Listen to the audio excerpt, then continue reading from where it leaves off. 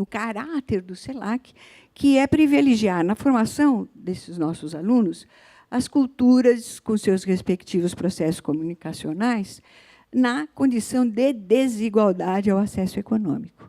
As culturas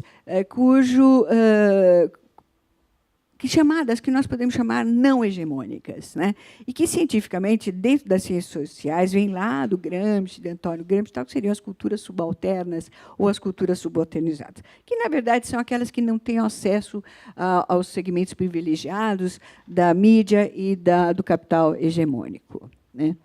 E essas experiências dessas manifestações culturais, na verdade, elas habitam o cotidiano de todos nós, né?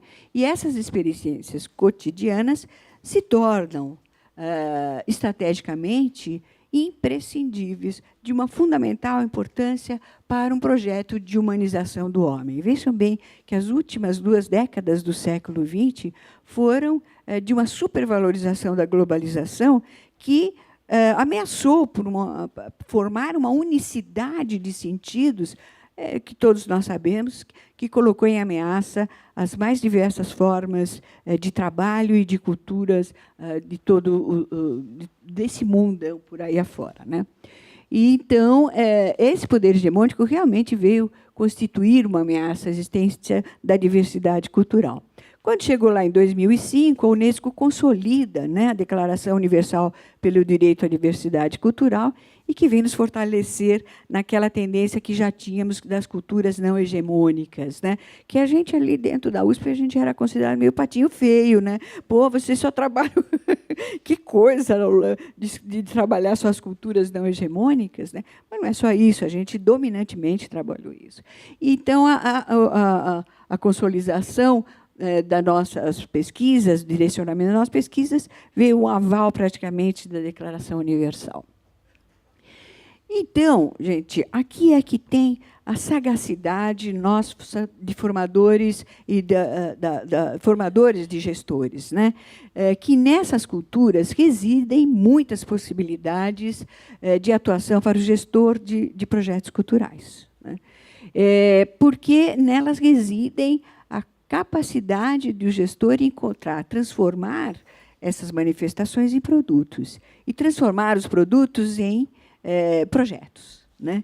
Aí é que tem que o aluno tem que farejar onde está uma possibilidade de transformação daquela manifestação num projeto cultural. Veja bem, a gente chama de gestão de projetos cultural, entendendo que a cultura tem os seus atores, os seus protagonistas, né? E que nós somos gestores desses projetos. A cultura está lá, viva, maravilhosamente viva, com seus protagonistas nos grupos urbanos, artesanatos, festas populares. Temos um trabalho que sai do CELAC, a festas populares como objeto de estudo, foi feito em convênio com o governo da Itália, um trabalho maravilhoso que estuda o antes da festa, durante a festa e depois das festas, com todos os conflitos humanos, com tudo o que a gente pode... Mas é uma festa de família que a gente vê, um fica mais bêbado que o outro, então toda aquela coisa do humano que rola nas festas populares, né? Teatro de rua, movimentos culturais das periferias, rodas de sambas, danças, cirandas, né? Brincantes, performance, e tudo mais que rola nessas manifestações, onde habitam as verdadeiras economias criativas, né? Costumo dizer que as pessoas falam a economia criativa é uma coisa que surge de uns 5, 6 anos para cá. Não é verdade. A economia criativa nasce muito antes. Economia criativa é um pleonasmo, né? Porque a economia ela já parte do princípio da supervalorização do ser humano em relação aos elementos que ele possui da sua própria cultura, né? Ela se tornou economia de mercado depois da Revolução Industrial e, hoje, com a valorização dessas culturas nesse ambiente globalizado, e que ela começa a chamar economia criativa, né? Até pouco tempo, essas manifestações todas locais eram tidas como um obstáculo ao desenvolvimento, né? Hoje, não. Hoje, depois dessas 2000 para cá, no início do século XXI, nós já temos muitas vozes surgindo e se insurgindo contra a diluição das culturas locais. Isso é muito bacana, né? E onde residem muitas possibilidades do gestor. Não é? Nessas infinitas formas de expressões, aí também entra a sagacidade da farologia. Nós vamos ainda, eu e André, vamos construir um curso de farologia, né, André? Necessário, né? Qual? Ai, essa é muito complicada. Mas a farologia, a gente pelo menos pode cheirar o que está por aí, né? Farejar as tendências. Né? Então, o gestor poderá transformar, veja bem, aquelas manifestações, como eu havia dito, em projetos culturais. Né? Inserindo, primeiro ele transforma a visão dele, com toda a sua criatividade, que também ele tem que ter, um produto, uma manifestação num produto, e esse produto num projeto. E esse projeto ele vai entrar, então, no ciclo da produção cultural, enquanto oferta, produto e fruição. E, veja bem, atendendo aí mais a demanda do que propriamente a mercados. Isso é uma discussão eterna que a gente tem que trabalhar muito e pesquisar muito sobre isso e construir conceitos em cima disso. Né? Então, veja bem, na formação do gestor em projetos culturais, nós buscamos alternativas metodológicas e teorias também metodológicas para que se estabeleça um paradigma permanentemente inovador, porque a cultura está permanentemente em transformação, para a compreensão dessa diversidade cultural, para a compreensão dos bens simbólicos, para a compreensão da vida cotidiana onde rolam, onde é, como dizia o Milton Santos, o palco das grandes paixões humanas. Né? É o teatro insubstituível das paixões humanas. Eu gosto muito dessa frase do Milton Santos, né? Onde rola realmente toda a condição humana. E das culturas que nós privilegiamos, que, como eu disse, já está no nosso caráter do CELAC, as culturas não hegemônicas. Aí é que também entra muito a nossa condução do aluno em relação a essas manifestações culturais. Né? Não pode ser... O gestor cultural ele é um eterno pesquisador. Ele é um eterno farejador dessas manifestações para que transforme no produto e o produto num projeto. E não pode ser feito com distanciamento daquele objeto. Ele tem que ter uma dialética entre esse pesquisador, que é o sujeito, o objeto, que é a própria manifestação cultural, e uma metodologia de envolvimento. Isso tudo dá a questão da interpretação criativa, porque ele aqui se torna praticamente um curador, já, esse gestor. Ele constrói uma nova narrativa de projeto em cima daquelas manifestações culturais, onde aqueles protagonistas se destacam. E ele, por trás, está construindo, costurando uma narrativa. Essa é a grande sacada, essa grande qualidade de um gestor que realmente vai levar para a sociedade uma fruição de um trabalho já dialético, né, vamos dizer assim, que é a grande diferença do gestor que queremos formar. Né? Então, nessa formação, nós vamos estabelecer os estudos culturais com as formas de gestão. Né? Todos os cursos desenvolvem, quase todas as universidades, os projetos experimentais, os projetos integrados, mas aí também está muito a nossa atuação de formadores de gestores. Né? Porque eu, por exemplo, prefiro, nos projetos experimentais dos meus alunos, muito mais um erro criativo do que uma sucessão de acertinhos repetitivos e esperados, vamos dizer assim, aquilo que já tem uma certa previsibilidade. A imprevisibilidade faz parte da criação. E, dentro da escola, é que tem essa forma de exercitar essas possibilidades. Não é? E que, lá fora da faculdade, dá muita condição de ver a coisa como um processo, e não como alguma coisa pontual, mecanicista, funcionalista, que você vai lá, faz aquele projeto e acaba. Não, por isso que eu digo, o gestor de projetos culturais é um eterno pesquisador das culturas, ele é um eterno, tem que ter uma visão do seu processo profissional dentro do setor da cultura, abrindo assim novos caminhos para a área. Né? Então, também, a gente, com isso, tenta construir, ou melhor, desconstruir um discurso sobre as dicotomias que a gente encontra num mundo mais voltado para o mercado, né? Essas relações entre marketing e cultura. A gente precisa trabalhar muito esses conceitos para diluir ou formar novas percepções do marketing dessa relação, né? Outra dicotomia, as corporações e as comunidades locais, também tem que se construir um novo discurso, novas relações das corporações, das empresas com a cidadania cultural, né? É possível, né? Eu sempre digo aquela frase do Eduardo Galeano, né? Da utopia, que a Daniela gosta muito dessa definição do Eduardo Galeano, né? A utopia ela está ali na frente e ela anda, cada vez que eu ando um passo, ela dá outro passo, eu vou atrás dela. Então, para que serve a utopia, né? A utopia serve para isso, para a gente não ficar parado no mesmo lugar. Eu acho que é uma definição mais bela que eu já tive de utopia na minha vida, né? E outra coisa também, as diversas tipologias de apropriação da cultura como business, mas essa relação com a consciência cidadã. Há que se construir também novos discursos em cima disso. E uma outra coisa que é importantíssima da nossa função é desconstruir demanda e mercado e reconstruir uma nova conceito, uma nova forma de trabalhar demanda e mercado no setor da cultura. Está nas nossas mãos, formadores de gestores, né? É isso que nós trabalhamos intensamente. Eu acho que não paramos. Juntamente com os nossos alunos, nós temos procurado desconstruir conceitos, né?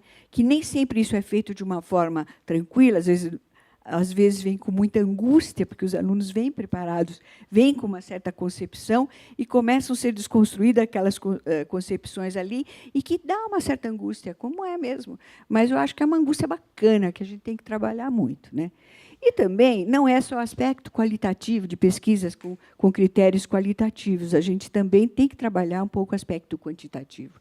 Porque o aspecto quantitativo, o Aldo Kisaki é um mestre, um doutor nessa área, ele nos fornece indicadores também de análise das políticas públicas, né? E também, por que não, propostas para políticas públicas, né? E não só das políticas públicas, mas para empresas, né? Eu acho que hoje é um momento muito especial, que as empresas estão voltando àquilo que se fazia na década de 90, que eu trabalhei muito nessa época, em termos de projetos culturais para empresas. Por isso que hoje eu duvido muito dessa expressão marketing na cultura, porque se faz marketing da cultura, ela já está dentro da comunicação mercadológica de uma cultura, não precisa estar ali. Aquele é um projeto cultural para as marcas das empresas, né?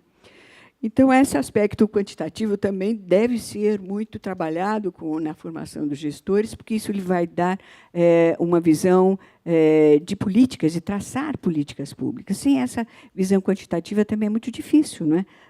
Saber o que a gente precisa, para quem, quanto, né? Mensurar tudo isso, né? A comunicação dos projetos especiais, culturais, né?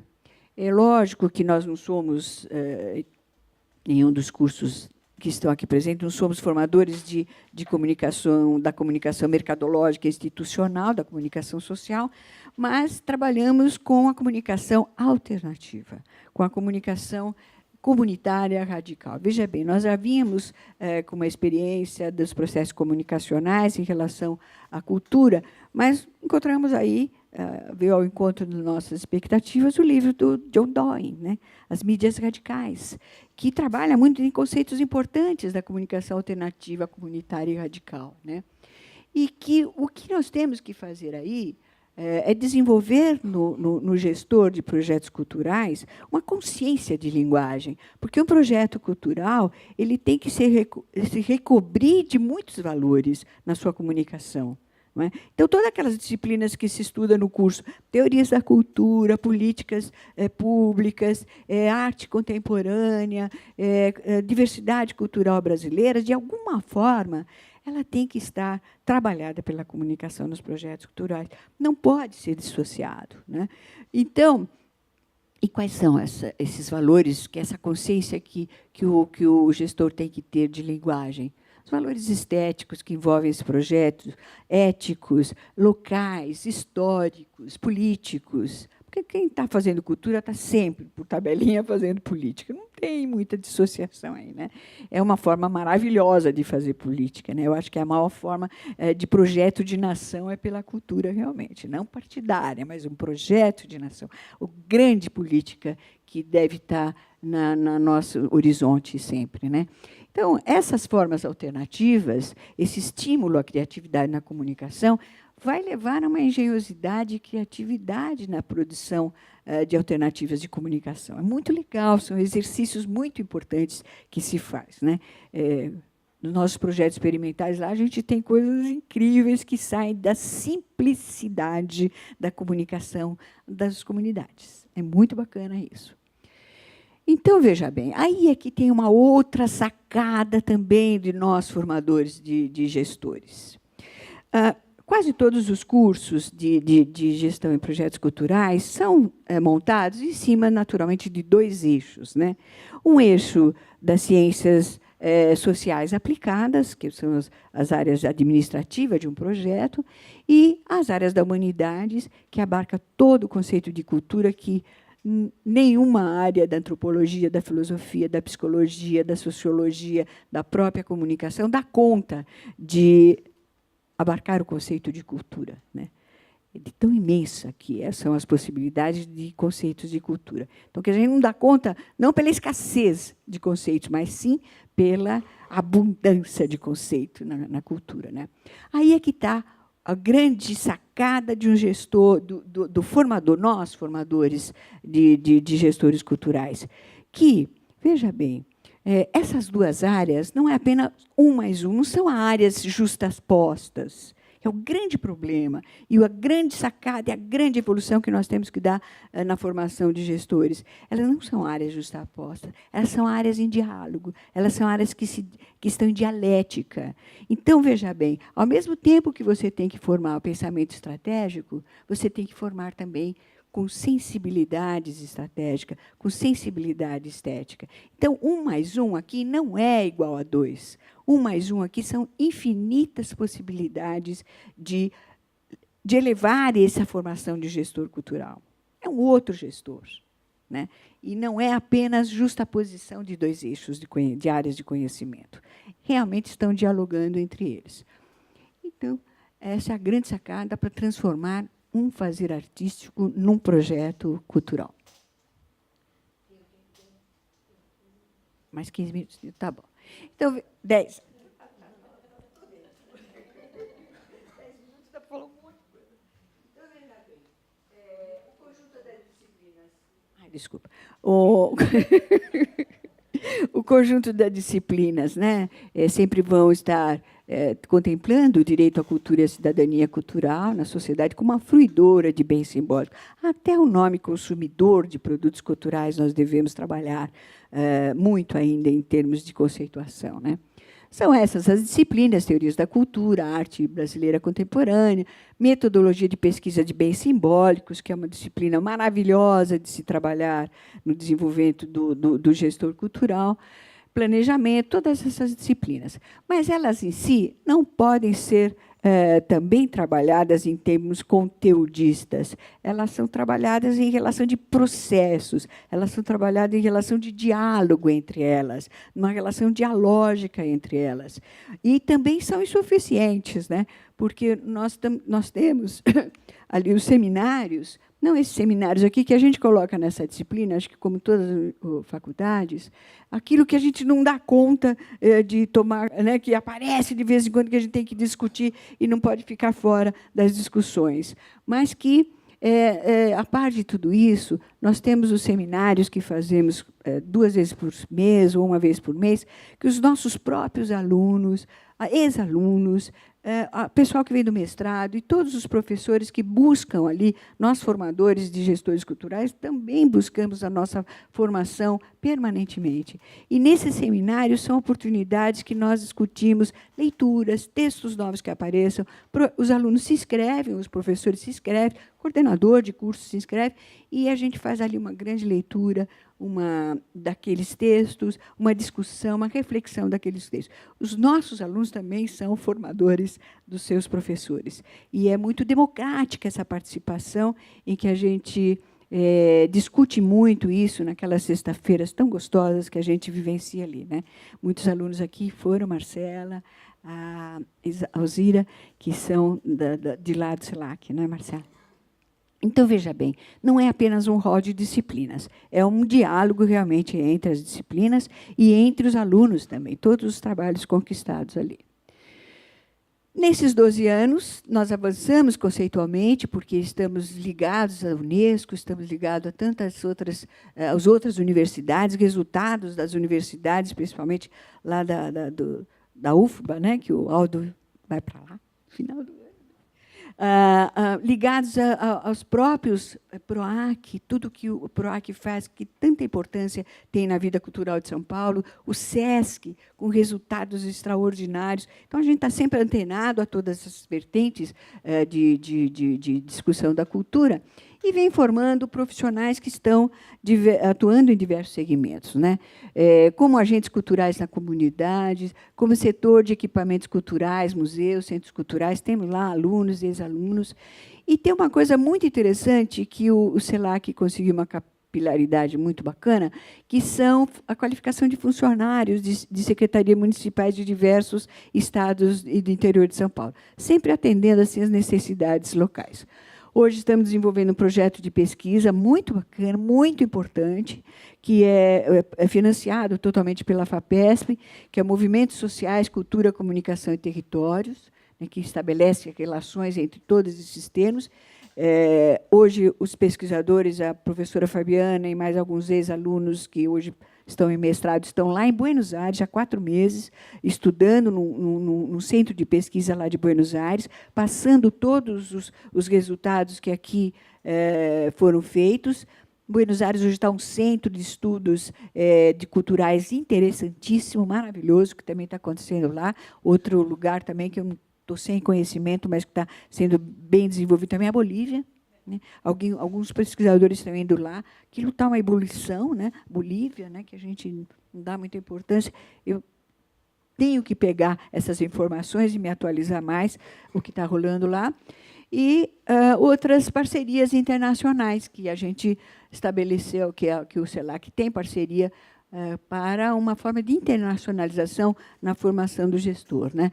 Que é a Claxon, Conselho Latino-Americano de Ciências Sociais, foi fundada pela Unesco, é não governamental, em 1967, cobre diversos países da América Latina e também da Europa, França, Espanha, e a Organização dos Estados Ibero-Americanos para Educação, Ciência e Cultura, que é uma organização governamental que cobre 500, nada menos 550 centros de pesquisas no continente latino-americano. Isso pegando a América do Sul, América Central e os países latinos da América do Norte, que é México e outros países ali, El Salvador, etc. Né? É isso. Então, ele é coordenado por Denis, professor Denis, o livre docente da USP, aí está o nosso e-mail, e quem quiser saber, conhecer todos os projetos que os alunos desenvolverem, estão todos lá no nosso site. Né? Entra lá no Google site, sei lá, tem lá todos os cursos de extensão, estão todos os projetos que os alunos desenvolveram, todas as pesquisas que a gente desenvolve, as parcerias com o Memorial da América Latina, com diversas entidades culturais, o SESC, daqui a pouco estaríamos mais afinados com essa maravilha que é o SESC, né, que nossa, é um poder irradiador de gestão cultural extraordinário. E é isso, gente. Eu acho que pergunta será depois. E a nossa corujinha, lá do CELAC. Obrigada, Soledad. Atenta, obrigada. Bom, essa foi, então, a experiência lá do CELAC, grande parceiro nosso. Obrigada, Soledad. A gente pode deixar aqui, eu já vou dar para o Aldo. E agora a gente, então, chama o Aldo, que vai falar lá da experiência do SENAC, em formação para a gestão cultural. Você quer assim?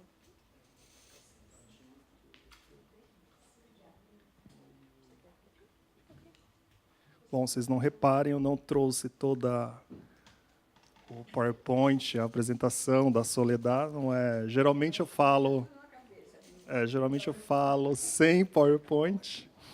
Então, depois da brilhante apresentação da Sol, fica bem complicado a gente continuar. Mas eu quero aqui fazer uma fala não tão focada necessariamente no curso lá do SENAC, do qual eu tenho a oportunidade de fazer parte. Inclusive, a Sol foi uma das fundadoras do curso em 2011 e minha primeira coordenadora. Né? Então, para mim, é uma alegria. É uma alegria estar aqui com vocês, compartilhando um pouco essa experiência. Mas, na realidade, mais deixar um pouco, nessa minha colaboração, os desafios, né, do processo de formação em gestão cultural. Eu mesmo tenho uma experiência que, se eu fosse narrar aqui minha saga da formação em gestão cultural para vocês, nós retomaríamos a idade que eu tinha, 20 anos, quando eu decidi continuar, né, os meus estudos. E, por incrível que pareça, não havia nenhuma formação em políticas culturais, em gestão cultural, em produção cultural, nos anos lá de 95, 97, por aí, que foi o período que eu decidi continuar, sair do ensino técnico e fui para o ensino superior. Havia uma ideia de um curso de produção cultural na Unicamp, que ainda continua essa ideia. Eu brinquei com eles que vamos para lá montar o curso, inaugurar o curso, etc., porque fazem tanto tempo e ainda tantos anos e não conseguiram chegar a um consenso, né, de implementar essa graduação. Depois teve uma experiência em Bimorumbi, né, de curso tecnológico, se não me engano, técnico, que era uma modalidade, ou tecnólogo, agora eu não lembro exatamente, mas era um curso superior específico de produção cultural, de 2 anos, que depois também, por algum motivo, descontinuou. Depois tive a oportunidade de prestar um concurso no SENAC, já numa pós-graduação em gestão cultural, né? De modo que ainda a nossa fala, né, Sol, ainda as iniciativas do SENAC, as iniciativas do CELAC da USP, as iniciativas aqui do SESC, a iniciativa também importante do Itaú Cultural, ainda são iniciativas inovadoras na área de formação cultural no Brasil, dado a inexistência ou a dificuldade de cursos nessa área, né? Talvez essa dificuldade, né, não só necessariamente sob o ponto de vista, se dê em função de questões econômicas, ou de demanda, ou de oferta, etc., na área cultural, mas porque, na realidade, como a Sol colocou no início da fala dela, nós trabalhamos, né, com um objeto complexo, né, que é a cultura, né?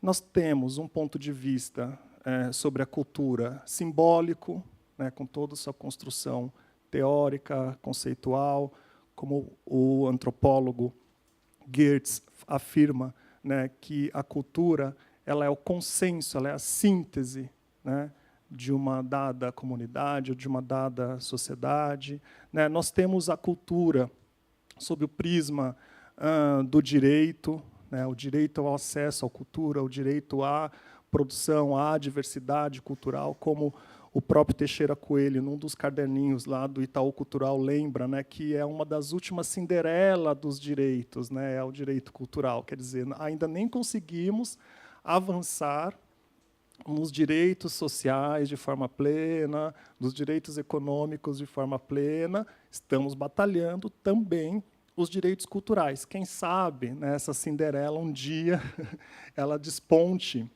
com toda essa pungência, né, essa efervescência que nós vemos nas ruas, né? Mas a questão da cultura como um direito, ela também tem o seu elemento constante, né, no nosso dia a dia, não só de gestores culturais, como de formadores em gestão cultural, ou como usuários, né, fruidores de cultura, né? Então, a cultura como um direito, ela também é um elemento não complicador, colocaria assim, mas um elemento que é um ingrediente a mais nessa complexidade da formação para a área cultural.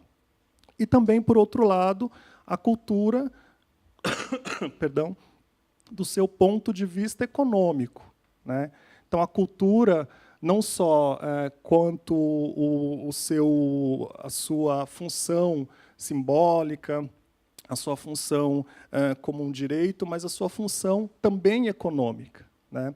Então, na realidade, nós estamos trabalhando, né, com esse objeto da cultura, que carrega em si, para a construção de processos formativos, né, e um elemento complexo, né? Nós estamos aqui só um tripé, que envolve 3 ambientes, 3 tipos de formações diferentes, etc., né? Então, quer dizer, há um quê de complexidade nesse processo da formação em gestão cultural. Por outro lado, também, né, ainda para desenvolver um pouco aqui essa minha reflexão com vocês, essa provocação, né, a própria Isaura Botelho, né, num dos textos, A Dimensão da Cultura e Políticas Públicas, vai problematizar as 2 dimensões da cultura, né? A dimensão antropológica, né, que tem a ver com a comunidade, com o indivíduo, com a formação da identidade, né? A dimensão sociológica, né, relacionada com as instituições, relacionada com os circuitos organizados, né, com os papéis que cada um devem exercer nesses circuitos, né? Então, a formação do gestor cultural, como a própria Sol colocou em outros termos, deve também observar essas 2 dimensões, né, que nós estamos lidando com a dimensão antropológica, né, e que também nós lidamos com as instituições, com circuitos organizados, com papéis muitas vezes pré-definidos, mecanismos de financiamento, instituições de apoio, etc., etc., né? E trabalhamos com as suas instituições em si, né?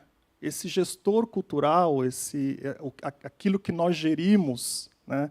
Porque nós não gerenciamos a cultura, nós gerenciamos os seus processos, né? Nós gerenciamos, quiçá, talvez, uma parte da sua dinâmica, né? Se é que eu possa colocar assim, ocorre essa ação desse gestor em algumas instituições muito precisas, né?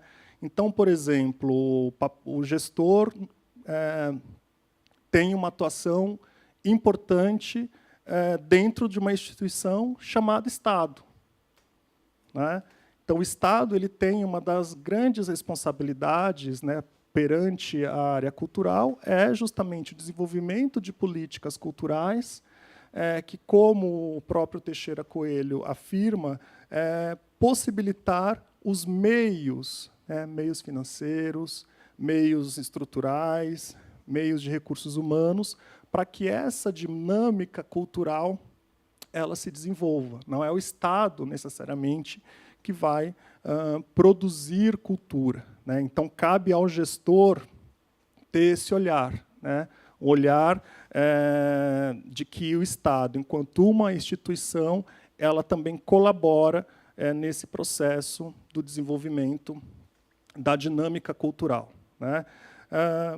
Por outro lado, nós temos uma outra instituição, que são as instituições privadas, né, parte do setor cultural. Então, são as empresas, todas produtoras, coletivos, grupos artísticos, instituições de mediação cultural, como o próprio SESC, né? Então, há um universo grande de atuação desse gestor cultural, né, e, portanto, que nós que estamos trabalhando esses processos de formação também temos que estar atento, pertencente à esfera privada, né, a esfera privada articuladora, digamos assim, de processos, de produtos e de serviços culturais, né?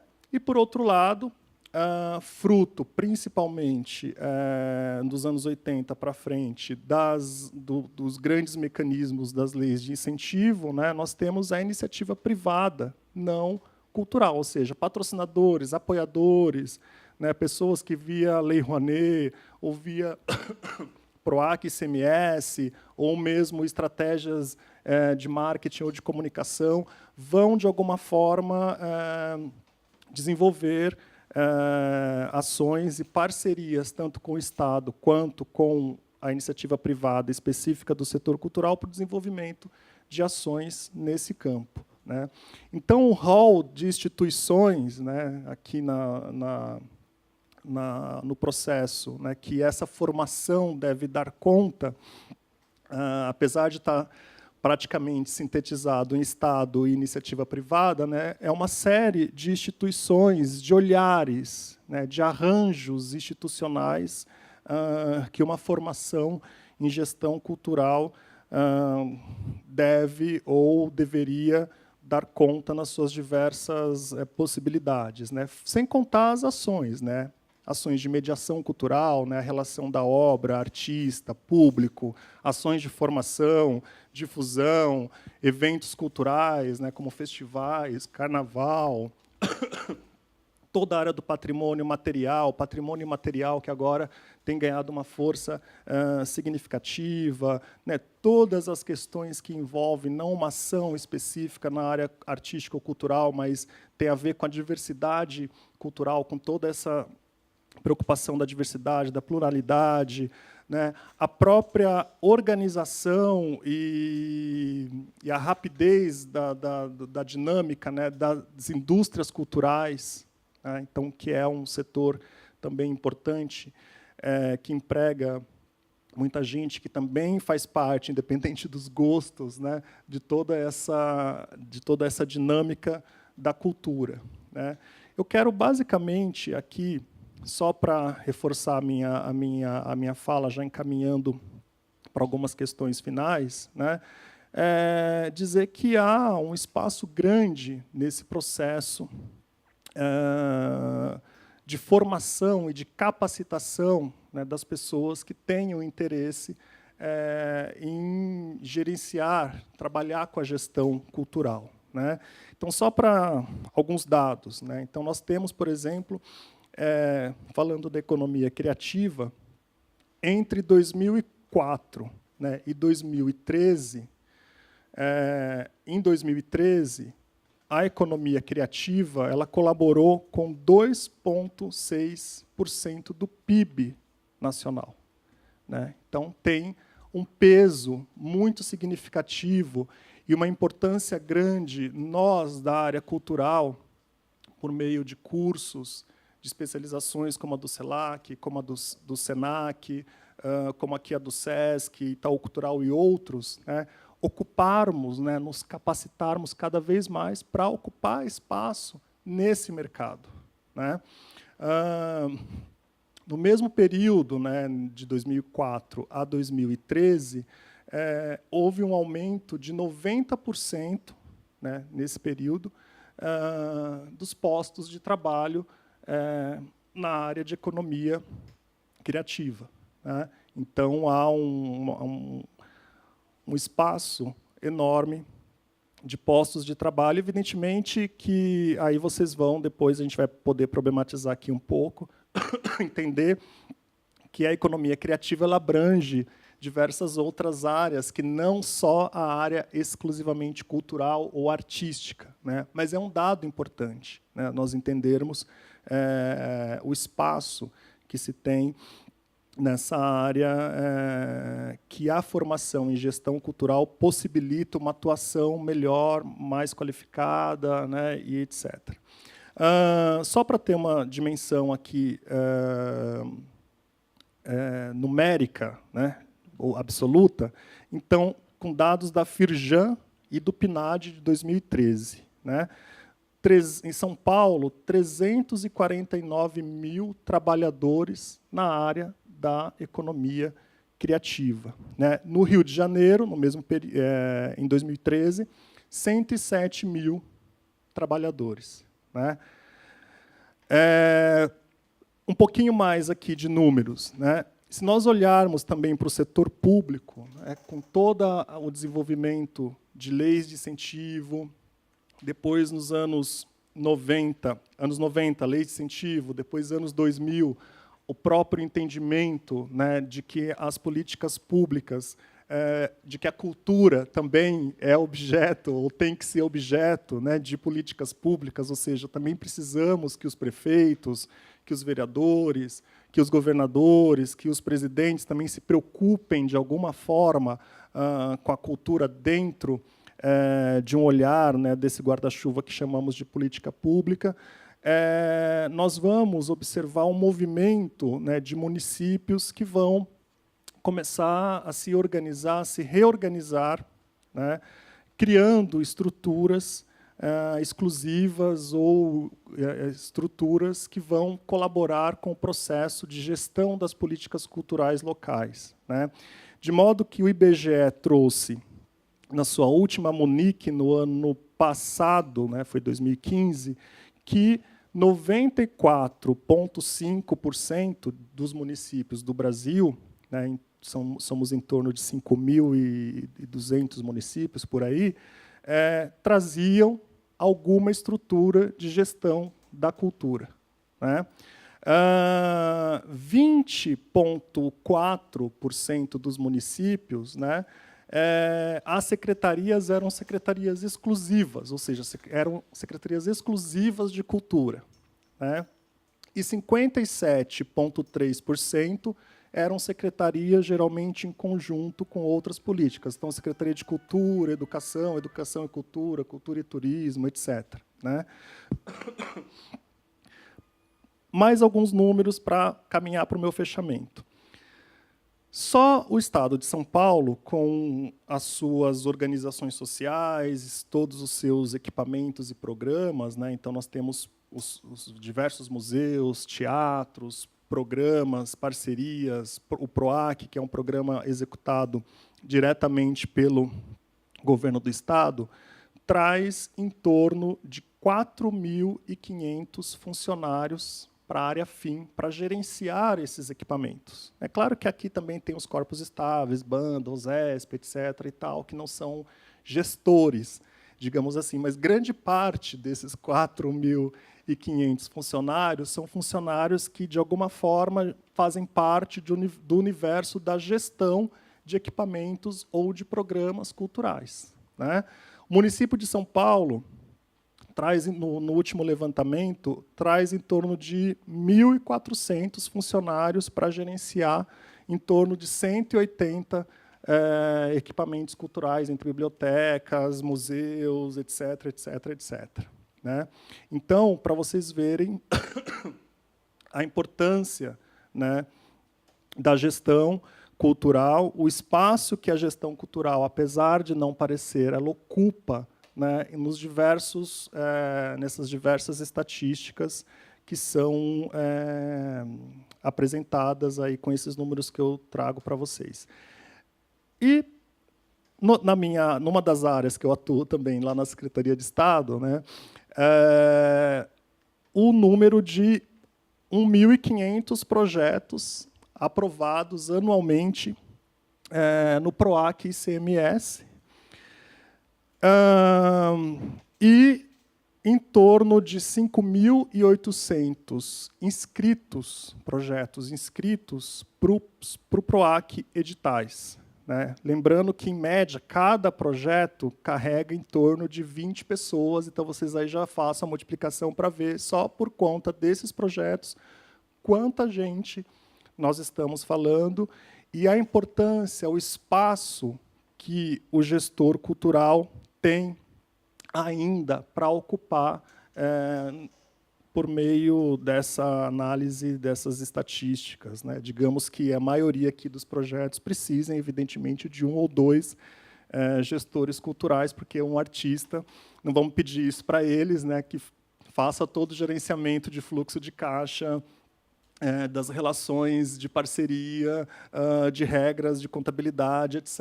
Então, caberia, evidentemente, um espaço importante para o gestor cultural. Os desafios que eu enfrento no SENAC, na nossa pós em gestão cultural, para dar conta de todo esse universo, né, dessa dimensão da cultura, a dimensão antropológica, sociológica, né, o tripé, né, entre a cultura como símbolo, como direito e como economia, né, basicamente trabalhar, né, a solidez, a diversidade e a atualidade, né, dos currículos, né, das ementas. A Sol sabe, aqui toda essa burocracia universitária, principalmente no nível de pós-graduação, né, que tem fiscalização do MEC praticamente todo ano, etc. Né? Manter também, né, atualizadas e acompanhar um pouco essa dinâmica da bibliografia para o setor cultural, que é uma dificuldade grande, né, de você encontrar bibliografia, porque a produção, não que não tenhamos pesquisas, pesquisadores, pessoas escrevendo sobre cultura, mas não temos esse conhecimento publicado, disponível num livro, né? Então, a gente tem um desafio constante nesse sentido, né? O desafio também de manter uma diversidade, né, de professores. Então, lá no SENAC, a gente tem professores com vários perfis, né, pessoas com perfil de mercado, né, pessoas com perfil acadêmico específico na área da cultura, pessoas como eu com perfil voltado para a gestão de políticas públicas, economia da cultura, economia criativa. Então, tem um desafio também nesse processo da organização do corpo docente, né? Recursos, as estratégicas, didáticas pedagógicas, né? Oi? 5 minutos? Tá? Estou no prazo. Também é um desafio constante, né, porque nós lidamos com uma temática que ela é uma temática que a cada semestre pode ser, às vezes, o mesmo conteúdo, mas as abordagens, a temperatura em função de algum fato, de alguma questão, exige, né, uma tratativa diferenciada do professor, né. Temos também o desafio de manter e estimular a formação extra-classe dos alunos, né, porque como vocês observaram, é impossível você encontrar o aluno perfeito, né, porque o processo da formação e gestão cultural ele é um processo de uma vida, realmente, e cada um vai trazer uma trajetória diferente, uma colaboração diferente em classe, né. As origens dos alunos são origens diversificadas da comunicação, do marketing, da administração, né? Então, é importante manter e estimular que eles tenham, né, uma leitura mínima, né, pesquisa, a observação do mercado cultural, né, a observação e a participação do ambiente cultural. Então, faz diferença a pessoa que experienciou um processo artístico gerenciar um processo artístico daquela que não teve essa experiência, né? Então, isso é importante também, e nós estimulamos bastante os alunos, né? Basicamente, o desafio da interdisciplinaridade, como a Sol também colocou, né? O processo de formação em gestão cultural envolve conhecimentos em arte, envolve conhecimentos em economia, envolve conhecimentos em história, envolve conhecimentos nas diversas áreas sociais, né? Envolve conhecimentos, por exemplo, em estatística, que é uma área, acho que vocês tiveram alguma fala aqui da Ilana Goldstein, falando sobre indicadores, que é uma área ainda muito deficitária no Brasil, indicadores culturais, né? E, por fim, o desafio de estimular o espírito empreendedor dos alunos, não é? Porque o mercado cultural ele não é um mercado fácil, não é um mercado que você vai abrir as páginas de jornais e encontrar um emprego no setor cultural, como em outras áreas, né? Então, independente do perfil, né, de projetos culturais ou de instituições culturais que esse aluno tenha interesse, é importante, além do seu próprio espírito empreendedor, ele também saber fazer um network, uma rede de contatos que possibilitem a sua empregabilidade, né, a sua colocação no mercado de trabalho. Então, a pós-graduação do SENAC, né, Gestão Cultural, Cultura, Desenvolvimento e Mercado, trabalha no sentido de tentar suprir esses desafios que eu coloquei aqui para vocês nessa minha colaboração. Muito obrigado. Desculpem fazer sentado, mas...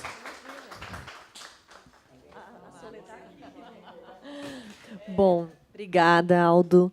É sempre um prazer a gente ouvir o que colegas que fazem coisas tão próximas ao que fazemos aqui falarem, né? Eu acho que não à toa essas instituições estão aqui, porque são instituições que trabalham no mesmo contexto, numa mesma cidade, né? É importante ressaltar que tanto o CELAC, quanto o SENAC, quanto o SESC estão no mesmo lugar e que a lógica não é exatamente a da competição, é o contrário, né? São instituições que atuam no mesmo setor e que estão justamente fazendo a institucionalidade desse segmento, né? Do setor cultural, da formação em gestão cultural.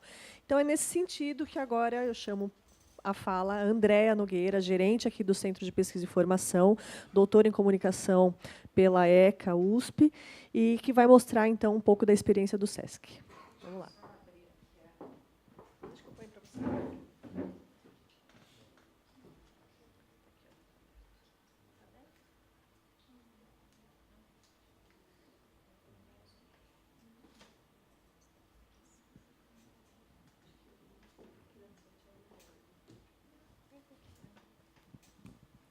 Boa tarde a todos, um prazer recebê-los e uma oportunidade de tratar das relações que construímos ao longo do tempo, e foi muito interessante trazer Soledad, porque quando pensamos o início, né, a origem, né, como é que é o marco zero do Centro de Pesquisa e Formação, para se referenciar, pensar, construir, pensando como a cultura organizacional poderia ser transformada na cultura política da instituição, e isso ser traduzido num centro de pesquisa e formação, teve todo um tempo, um largo tempo. Foram praticamente 7 anos do período de construção, não é tão estendido quanto da universidade, que nós sabemos o quanto de implicamentos, situações ali dentro de uma estrutura organizacional de qualquer universidade demanda, mas também para o SESC teve todo um processo de constituição e de se refletir. Para isso, nós, logo em 2012, nós provocamos um encontro que foi justamente de formação em gestão cultural, trazendo as inúmeras experiências, tanto da Bahia, da Universidade Federal da Bahia, quanto na época do SENAC, que Soledad participou, quanto da Universidade Federal Fluminense, que tem um curso de graduação, e trazendo pessoas da área, refletindo e qual seria o nosso caminho. Então, aqui eu trago essa experiência, já agradecendo imensamente o Yuki, que é nosso aluno, e a gente brinca que não são alunos, né? São copartícipes desse processo de constituição, porque vocês não sabem, mas a gente aprende muito com vocês, né? Com tudo, porque a troca é o exercício, a experiência do conhecimento, ele parte, né, de quem está, dessa relação. E isso é essencial, porque é isso que constrói, né? Então, eu vou voltar um pouco, como a questão de uma instituição privada, quem viu lá a primeira fala do diretor, segunda-feira, à noite, aquele frio gelado que estava, como a ideia de uma instituição privada com responsabilidade pública pensar a constituir a dimensão, esse processo da dimensão da cultura no espaço de educação não formal. E educação não formal vai além, né, da história, da questão da escolaridade, da regularidade, né? É pensar como você dialoga com a autonomia da pessoa. Então, é nesse campo do conhecimento, nesse processo de produção do conhecimento, que o centro de pesquisa se insere como um centro, mas que tem muitas bordas, né, que transborda, aliás, né, e é essa a intenção. Justamente no momento que, aos 70 anos, o SESC busca continuamente se reinventar, se adaptar, trazer a contemporaneidade, e sempre, como a Dani bem colocou, em diálogo com a sociedade, com o estado que estamos. E é uma face pública, né, disso. Se de nós pensarmos o Centro de Pesquisa e Formação inserido conjuntamente das 36 unidades, 36, a gente nunca sabe o número, tá? Cá entre nós, 35, 36 unidades operacionais espalhadas nos 676 municípios do estado de São Paulo. A unidade do Centro de Pesquisa é uma unidade operacional. A gente só não tem piscina, não tem quadra, porque ela tem uma outra vocação. É o que a gente chama unidade especializada, mas é para além, né? Aqui, Soledad. Você lembra?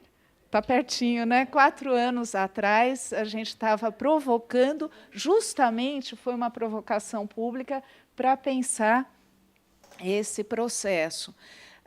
Em 2012, 2013, ficamos... na verdade, é essa referência histórica para a gente entender esse processo e como se estabelece o diálogo, né, atual, daqui do espaço. E pensando que, dentro disso, a gente não estava isolado no mundo, né? 2 anos ficamos lá, ali na unidade do Vila Mariana, há 2 anos aqui na Plínio Barreto. O Centro de Pesquisa ele se estrutura em 3 módulos, né? O núcleo de formação, de pesquisa e de divulgação, né? Nessa estrutura. Os cursos de curta e média duração, como você refletir a questão, a vocação para a formação, né, no espaço que lida com educação não formal, né? É justamente por meio dos cursos de curta e média duração, né? A gente sempre tem a mania de falar dos cursos livres que a gente tem. Isso é natural, porque toda a área da cultura, a questão da informalidade está sempre muito presente. E são os cursos, realmente, você tem uma formalidade na Constituição, mas não na estrutura, porque depende de você, né? Depende da sua decisão. E é justamente essa autonomia que é o princípio, né? A autonomia do conhecimento, né? De você poder, no meio de uma aula, falar, olha, agora está bom, agora não está, agora eu quero mais, né? Então, e você poder perceber algumas referências que ao longo do tempo, vai se aprofundando, né, também.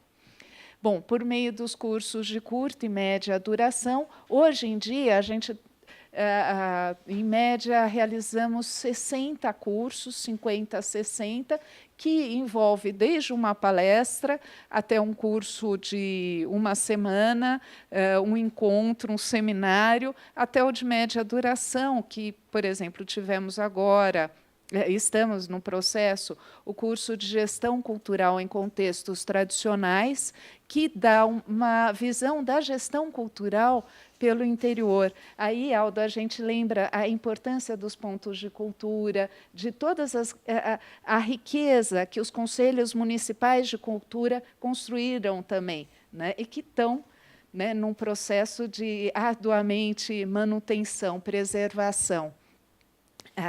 E o seminário justamente é para discussão pública, né? Como a gente faz, como o Wilke propôs e a gente colocou na pauta, né? Então, e o curso SESC de Gestão Cultural, que era a estrutura, a espinha dorsal. Só que a gente brinca que aqui no SESC a gente não faz uma coisa só. Se colocou isso, abriu um espaço, então a gente acaba colocando uma outra dimensão. As diversas famílias, a gente tem também, nós temos uma propensão a colocar, a estruturar de uma forma um pouco mais palatável para o público o que a gente pensa dessas famílias, que são estruturas de pensar, né? Tanto parte de uma discussão em primeira pessoa, que a gente chama, que são os conhecimentos próprios dos nossos convidados, das pessoas que a gente pensa, até um turismo social, que agora a gente tem um trabalho sobre memória e cultura a partir da museologia social, que justamente abrange tanto uma fala de um professor do Rio de Janeiro, que é o Mário Chagas, especialista em museologia social, como também a ida ao local, né? Você pensar a museologia social no lugar que começou essa tradição que já há muito vem, que é o próprio Rio de Janeiro, e como a museologia social é feita, praticada na Favela da Maré, no Museu da Favela, e é interessante que, contrapondo tudo isso, temos o Museu do Catete à visita. Então, como pensar um curso que é interligado a uma visita, né? E pensar como essas experiências podem ampliar o olhar do gestor cultural, né? Isso, em todas as discussões, ou pelo menos buscamos em todos os temas, os eixos temáticos e nas formas também, há sempre esse olhar como você traduz, né, essa reflexão para a experiência, para a troca de experiência, para as práticas do gestor cultural, né?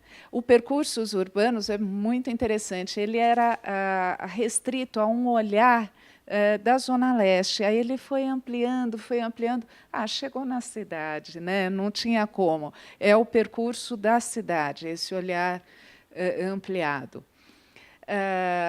E aí continua com as diversas formas, enfoques, mas sempre trazendo um cuidado com a cidade, com o espaço urbano, com a questão comportamental, né, com a questão estética, que abrange a questão das linguagens, porque a gente lida muito refletindo a cultura sempre enquanto linguagem estética, linguagem artística. E a gente sabe, né, de cor, que ela é muito mais ampla. Para nós, o SESC sempre tem um olhar que abrange tanto a saúde, a qualidade de vida, práticas esportivas, lazer, alimentação, sempre tem um envolvimento.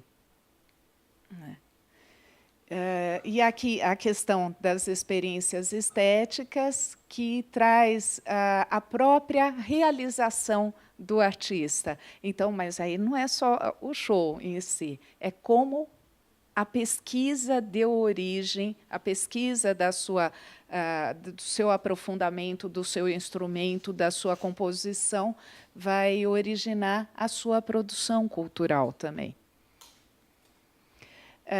Uma outra forma, né, de a gente poder constituir e ampliar esse público, a questão da acessibilidade, que a Lília Ladislau é nossa responsável, coordenadora, responsável por toda essa interlocução com os grupos, com as formas, como a gente pode chegar nesse público, né? Chegar e eles nos aceitarem, porque você tem o diálogo, né? Como poder tornar efetivamente acessível, que é uma questão para o gestor cultural imensa, né? Como você ter esse diálogo e até a forma de comunicar vai mudar, vai ter que buscar outros caminhos também. Então, a audiodescrição, a questão de Libras, da tradução em Libras, ela tem que fazer parte desse cotidiano, né? É uma experiência muito interessante que a gente vê hoje, e tudo a gente vai aprendendo, né? Isso, as relações sociais também, no Teatro Sérgio Cardoso, né? Que você tem um trabalho de acessibilidade pelo hábito, pela continuidade. Os encontros, seminários nacionais e internacionais, aqui tem uma pequena parte do que foi realizado, principalmente nesses 2 anos. E a gente tem um termo que a gente adora, que é o esquenta, a figura do esquenta, porque os grandes seminários eles ocorrem nas unidades do SESC. Então, o que nos cabe? Os esquentas, né? Que você pensar e envolver e, de certa forma, verticalizar também um conhecimento, né? Por meio de sistemáticas discussões. E aqui tem o exemplo de experiências nesse sentido, como o workshop Memória e Cultura, que é realizado, agora fizemos o 2º ano, para a gente é tudo muito novo, não tem os 20 anos do CELAC, né? Então, a gente tem... A nossa experiência está que, como a gente fala, né, o empirismo é a base, né, da constituição do nosso saber, né? Tá muito fresco, né? E as experiências dos seminários, dos grandes seminários, que para a gente é grande, né? A presença do Chartier, dessas relações que a gente que estabelecemos nesse cotidiano, né? Aqui os encontros internacionais e a essencialidade das parcerias, que o gestor cultural e a gente pensa, enquanto gestor, no processo de formação. Essa é a grande virada, né? Você não pode desassociar do que você é, né? Mesmo sendo um pesquisador, né, Daniela? A gente tem que amarrar a essência, né? Porque a gente sabe o quanto é difícil essa relação também. E com as inúmeras secretarias, instituições, o SESC acabou de assinar o termo de cooperação com a USP, justamente pensando, recuperando um acervo do Museu de Arqueologia e Etnologia, com uma belíssima exposição no SESC Pinheiros, em diálogo com acervo, em diálogo com a produção contemporânea. O núcleo de pesquisa, que traz algumas frentes, né, de pensar a pesquisa enquanto voltada para a questão da gestão cultural, como você dá sentido àquela pesquisa que é realizada, a pesquisa de público, para que mesmo eu preciso disso, né? Para que, então, dá sentido, principalmente trabalhando com a questão metodológica da pesquisa. E aí tem uma relação de algumas das pesquisas, né, que realizamos a Públicos da Cultura, que está no texto também da apresentação, que traz essa dimensão que as pesquisas elas sempre trazem a fotografia do momento, já disse Isaura Botelho, né? E ela reflete como a gente pode atuar nesse momento. Então, Públicos da Cultura, Cultura e Lazer, que está sendo desenvolvida agora com o NAU, e que nós vamos começar a verticalizar a partir dos eixos levantados pelo NAU, a partir de discussões também públicas, né? Metodologia de análise da pesquisa, que instrumental é esse que a gente pode utilizar da pesquisa quanti e quali? É coleções primeiros passos de pesquisa, que já vai estar no ar no site. Né, Jean? Juventudes e Cosmopolitismo, que em novembro vamos realizar um grande seminário aqui, médio, seminário aqui e lá no Vila Mariana, e a constante avaliação dos cursos do CPF e do próprio curso do SESC Gestão Cultural, dos egressos. E as plataformas culturais que em breve, né, Daniela? A gente é tudo caseiro aqui. Mas o núcleo de pesquisa, nós temos os grupos de estudo. Em breve também teremos um específico com Isaura Botelho, participando do grupo de estudo, e que nós já passamos cultura e lazer, música e sociologia, sociedade e questões de gênero, hibridismo cultural, ética e cultura, educação não formal e animação sociocultural e gestão cultural. Esse vai ser o futuro. Todos os outros resultaram num diálogo com a revista, a revista do Centro de Pesquisa. A partir dos grupos de estudo, a gente traz as discussões, a gente está indo para o 3º número da revista sobre a questão de gênero da produção feminina na cultura, que vai ser lançado em novembro. Né? A primeira trouxe um dossiê sobre gestão cultural, a segunda, lazer e cultura, e a terceira, produção feminina. A difusão, deixa eu voltar aqui, no nosso site tem uma série de entrevistas, de ciclos, de publicações, né? E um caminho também para contribuir para a coleção Culturas, que é feita, é coordenada pela Gerência de Estudos e Desenvolvimento. O Facebook e o Twitter, que são fundamentais na nossa divulgação, que 80% da divulgação é feita, a gente sabe, pelas redes sociais, pelas pessoas que já vieram, por isso que é tão interessante a gente saber quem está vindo a primeira vez e conhecendo. A gente tem um público de 1.400 pessoas semanalmente, 1.300, por volta de 5.000 e alguma coisa, e quase 62.000 por ano. Né? E é esse o perfil do público. Né? 48%, quase 50% curso superior, enfim, um médio, uma pequena fração, dá para ver, 14%, e um público também da idade madura, digamos. Aqui a renda familiar, e o centro de pesquisa é só esse enlace, né, que a gente pensa, são 38 profissionais, 2 aprendizes, e que desenvolvem, né, o núcleo de programação, sempre em constante diálogo também com com o nosso público, estrutura a programação, né? Então também programamos também, né? Então a questão da gestão cultural está na veia, não adianta. E aqui o curso SESC de Gestão Cultural, a Dani adiantou um pouquinho, né, que ele integra...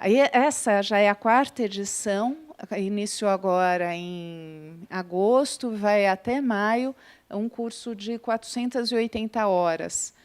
Aqui tem a estrutura do curso e, principalmente, o curso é voltado à qualificação. Quer dizer, não é um curso básico.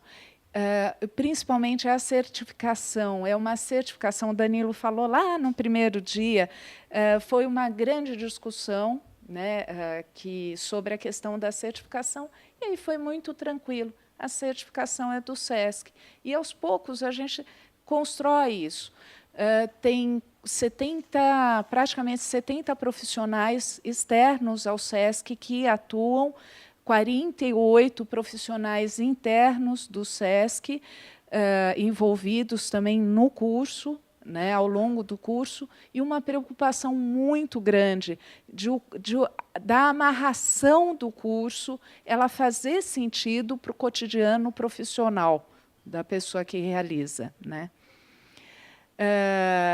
Na verdade, a gente começou todo o centro de pesquisa pensando nesse público interno. Isso o Danilo tinha falado, comentado. E o externo veio pela integração com a sociedade, porque era natural que se pensasse isso, né? Então, compartilhar essa experiência, compartilhar essa realização por meio dos aportes teóricos, metodológicos, ferramentas e as vivências, era a essencialidade, né, desse fazer cultural. Aqui um pouco da 2ª edição, em 2015, enfim, Ortega y Gasset na veia também, e agradeço vocês estarem aqui, a gente poder falar, é tão raro falar sobre a nossa experiência, então, muitíssimo obrigada pela presença, Wilke, mais uma vez. Obrigada, Andréia. Bom, gente, 3 experiências diversas na área de formação e qualificação para a gestão cultural. Eu acho que a cidade de São Paulo é um lugar privilegiado para essas experiências, porque a gente tem experiências complementares que estão olhando, no fundo, para uma mesma coisa, que é o mercado de trabalho na área da gestão cultural e o desenvolvimento das propostas, não só do mercado de trabalho, mas do campo da gestão cultural em si e do fazer cultural, e com perspectivas diferentes, mas complementares. Eu acho que estamos bem servidos de iniciativas para formação e qualificação profissional. Bom, tendo sido feitas essas apresentações, agora, então, a gente abre um espacinho para as questões. Então, se alguém já tiver alguma questão, já pode levantar a mão, que eu passo o microfone para a formulação. Se não, eu mesma posso... Sempre tenho questões, né?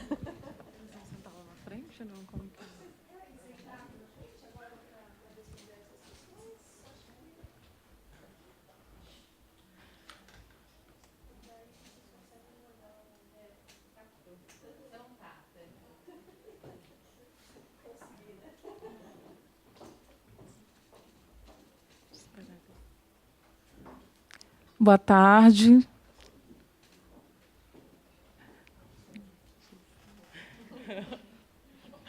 Boa tarde, meu nome é Carla. Eu sou professora da Universidade Federal do Pampa. Já me apresentei nos outros dias, mas, enfim, sempre tem gente nova aqui. Eu sou professora do bacharelado em Produção e Política Cultural. Nós formamos a 1ª turma no ano passado, então, assim, se tem pessoas...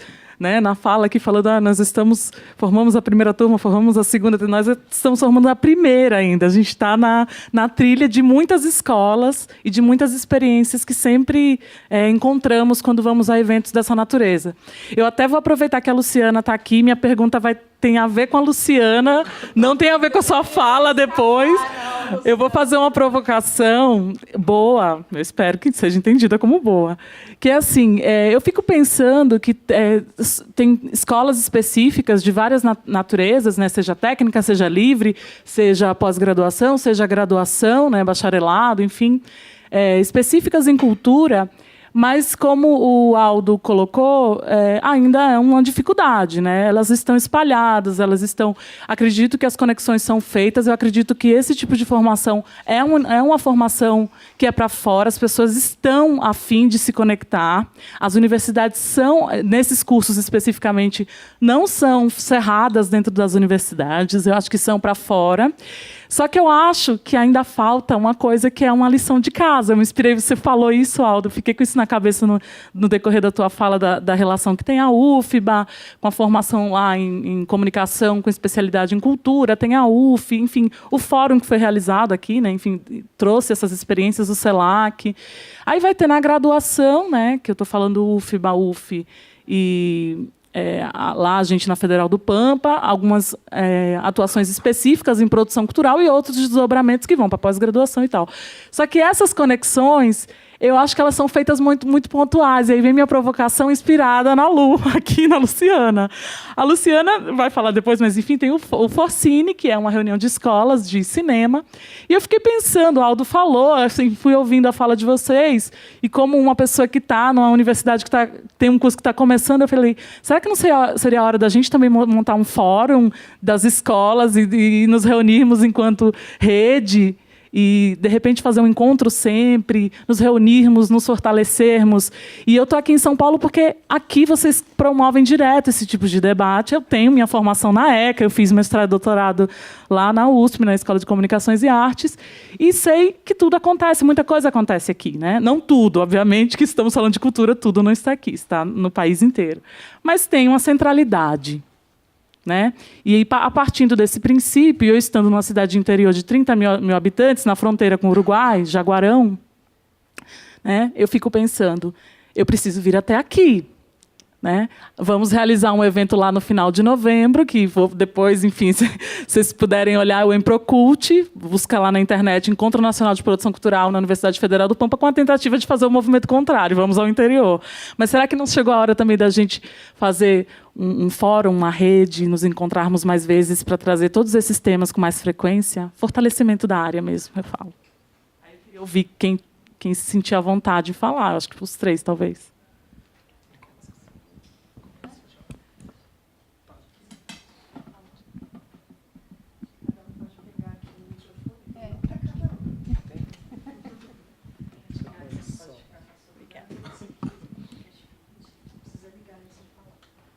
Som. Bom,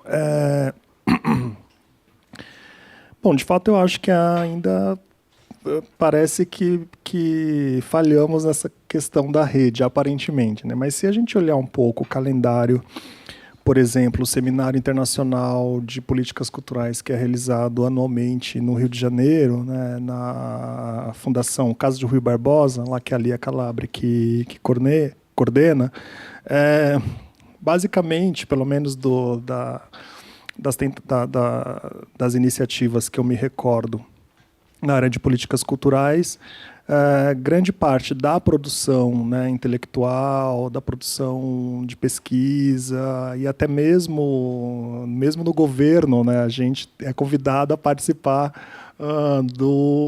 desse fórum, né, desse seminário, e também um famoso que é organizado pelo professor Albino Rubim já há bastante tempo em Salvador, né? Então, acho que esses fóruns, esses dois eventos, né, do ponto de vista acadêmico, eles, sem levar esse nome de fórum, etc., eles já congregam grande parte dos pesquisadores na área de políticas culturais e de gestão cultural.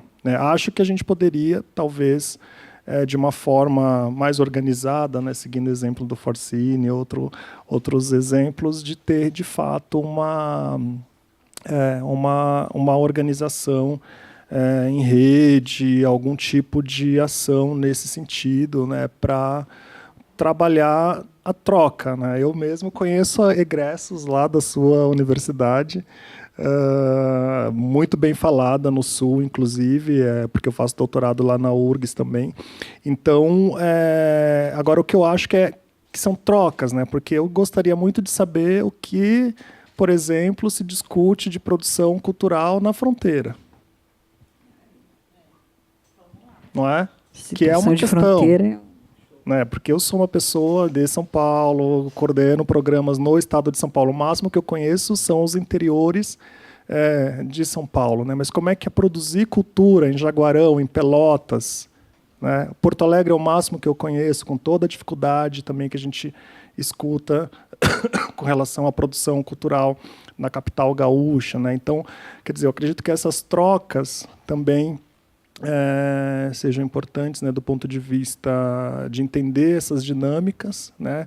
Mas muito mais do que da gestão em si é entender como que se dá a dinâmica cultural nesses contextos, né? Então, eu acho que é um desafio para a gente, né, aqui trabalhar um pouco essa conexão, né, ter essa rede de escolas envolvendo os diversos estados, as diversas universidades que desenvolvem ações na área de gestão ou de políticas culturais.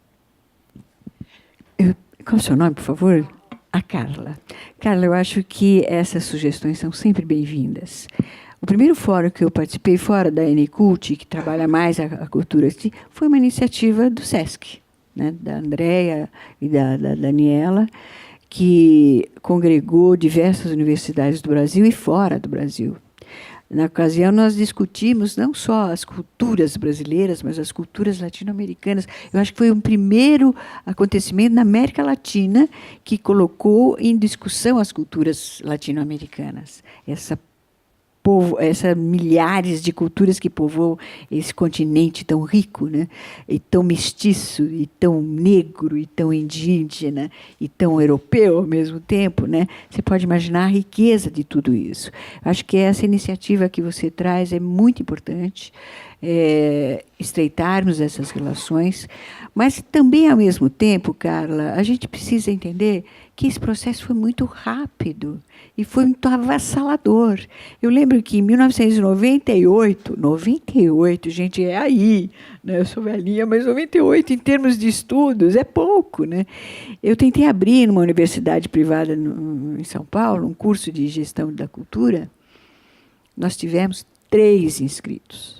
3 inscritos. O reitor quase me mata, né? Falou, mas é que a sociedade não tinha ouvido. Nós estávamos ali trabalhando uma coisa que a sociedade ainda não escutava, essa área como gestão, né? E de lá para cá, as coisas foram aumentando de uma forma tão avassaladora, não só como aberturas de cursos, mas como congressos, como encontros, e realmente se tornou uma forma uma área de sistematização do conhecimento e de atuação extremamente rica, que nós não demos conta que precisamos fazer realmente essa rede, né? Tantas facilidades tecnológicas que nós temos hoje para a rede, e de nos fortalecermos mutuamente com os nossos estudos, com as nossas dificuldades, com os novos discursos que temos que construir. Insisto nisso, nós temos que, na nossa área, desconstruir muitos discursos para reconstruir novos discursos, porque isso é uma área muito especial, né, de formação. E é interessante que como as coisas vão... É uma sincronicidade também, né? A sincronicidade, assim, um está preocupado lá no sul, como você na fronteira, imagina... Culturas de fronteira, a fronteira é uma coisa absolutamente especial, né? É a riqueza em si, né? A cultura de fronteira. Você imagina que caldo que dá isso, né? Então, como é importante nós estarmos ligados nessa rede agora.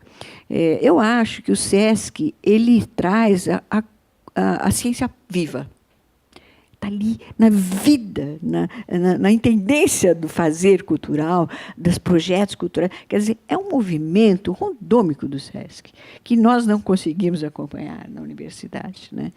Mas, por outro lado, eu também acredito que essa coisa da academia, ela tem uma pecha um pouco que tem que ser destruído. Porque nós, na academia, estamos pensando os grandes conflitos da sociedade, estamos pensando as grandes necessidades do homem em sociedade. Nós não pensamos outra coisa a não ser as coisas da sociedade. Portanto, nós estamos num diálogo e com um pé muito dentro da sociedade, né? Aquela academia cientificista acabou. né? Não se vive mais. Nós estamos mesmo no movimento do SESC, que é a ciência viva, né? Ali, na coisa do fazer e do pensar, dessa praxis, não só da prática, da praxis. Acho sua ideia extremamente bem-vinda e não podemos parar aí. Não podemos parar aqui. Temos que efetivamente trocarmos as nossas experiências, né? Acho que deveríamos ter aqui, não sei como fazer isso, hein? Deveríamos passar essa rede, ou formarmos um grupo realmente, uma iniciativa de formar um grupo desses estudos e tocarmos para frente essa área tão promissora, não só em números, né? que espelham essa importância nos números da cultura, mas também nos estudos, e nessas sacadas que a gente vê diariamente dos nossos alunos, dos nossos professores, né? E que, muitas vezes, nós somos muito mais aprendizes dos nossos alunos do que nós tentamos ensinar. Portanto, é um movimento maravilhoso que está acontecendo do tratamento do setor da cultura e que veio, assim, quase que praticamente na última década, que nós não conseguimos dar conta de entender tantas e tantas iniciativas que surgem, né? Especialmente o PROAC, que é representado pelo Aldo, é uma coisa extraordinária de projeto, a quantidade de pessoas interessadas em participar desses editais, né? Coisa riquíssima, né? Então, eu acho, Carla, está aí a tua ideia, mas tem que vingar. Eu ia falar que a gente já tem a rede, ela não está formalizada, mas já existe as inúmeras redes dessa circulação do conhecimento, Facebook, dentro da rede social, a gente já tem um longo caminho. E eu lembro que, em 2012, logo depois, tentou-se formar uma rede, o professor Luiz, lá também da Universidade Fluminense, ele buscou, mas acabou a história, né? Toda a rede precisa alguém que puxe e que concentre, né? Alguma, ou pelo menos puxar para ser, enfim, trabalhado por todos, né? E era um momento que a gente ainda não tinha fôlego para fazer. E você tem as redes internacionais, como a Rede Latino-Americana de Gestão Cultural, que, né, estruturada pelo Chile, pela Universidade Nacional do Chile, Dani? É a Universidade Católica do Chile. E que já tem, mas há tempos que nós tentamos integrar, e não é possível. Temos um diálogo muito, por conta até de questão de mediação. Por quê? Ninguém consegue estruturar. Não sei se você já tinha ouvido falar. Tem várias, existem algumas. Agora, é uma questão realmente de organizar, porque ela já existe, né? Já existe tanto dos alunos, dos participantes dos cursos que passam por aqui, já tem diversas. É uma questão de puxar com esse título, porque a rede está aí, né? É uma questão de puxar esse fio mesmo, né? E o que seria mais legal que ela não ficasse centrada aqui, que alguém de fora puxasse isso. Eu acho que isso também é bem interessante, né? E a gente participa, né? Como toda a nossa vontade, porque é isso. Quanto mais publicar, quanto mais refletir. Eu ia falar em publicar, tem o de pesquisa também, o encontro nacional que começou na EASH, de pesquisadores da área da cultura. Esse ano vai ser em Manaus. Em Manaus, né, que foi né, no Crato ano passado, e esse ano em Manaus, né? Quer dizer, como é que é o conhecimento em toda parte? E está mesmo, né? É que a gente, às vezes, não liga, mas certamente a gente consegue dar uma amarração. Eu sei que está estourando o tempo. a respeito disso, porque eu vivo bastante esse processo das redes e de como colocar pessoas que estão fazendo uma mesma coisa, como colocá-las em contato. Eu tenho refletido bastante sobre isso. E, para além das iniciativas que existem, eu acho que cabe, neste momento em que estamos neste paradigma da gestão cultural, pensar quais são as novas formas que a sociedade poderia se relacionar com a questão, né? Colocando de maneira mais clara.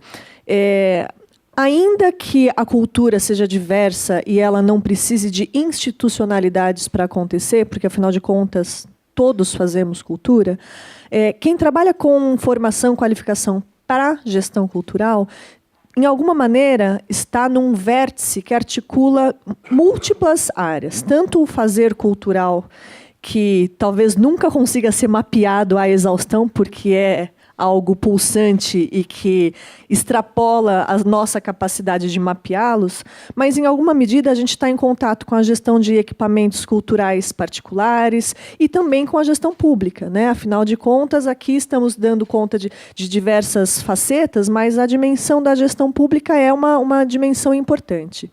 Nesse sentido, eu acho que cabe a gente, quando a gente pensa numa rede de pesquisadores ou de instituições que trabalham com a qualificação para a gestão cultural, pensar de que maneira a sociedade, hoje, ela se relaciona com este tipo de demanda. Porque hoje a gente chegou num paradigma não só de política, mas de gestão cultural, em que a gente não pode esperar da organização estatal tudo aquilo que a gente precisa. A sociedade tem um papel nisso, né? Então, como que a sociedade pode se colocar diante desse dilema? Redes, é óbvio que é uma solução e algo que, neste momento, com a tecnologia que a gente tem à disposição, é aquilo que a gente pode fazer e que pipoca a todo tempo.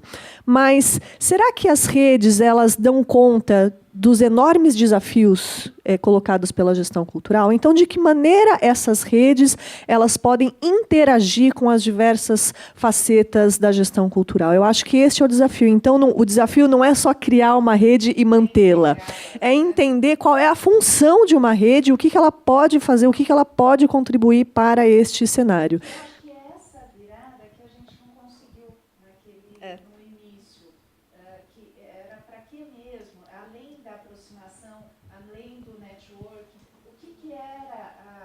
Fundamental, que é a troca de saberes, que é isso que você está trazendo. E essas formas de integrar é o que a gente busca fazer todo o tempo, né? De integrar todo mundo no campo da cultura. Exatamente. Bom, eu acho que aqui, como mediadora deste debate, vou ter que encerrar, porque a gente chegou aí ao limite de tempo. Inclusive, a gente agora tem uma segunda mesa que vai discutir formação específica em audiovisual. Claro que tem pontos de contato com a gestão e se insere justamente neste assunto que a gente está falando, mas com um enfoque um pouco mais específico na questão do audiovisual. Então, acho que a gente dá assim 5 minutinhos de intervalo, só o suficiente para ali tomar uma aguinha, e já voltamos, então, com esta segunda mesa, e aí eu anuncio os convidados. Gente, super obrigada.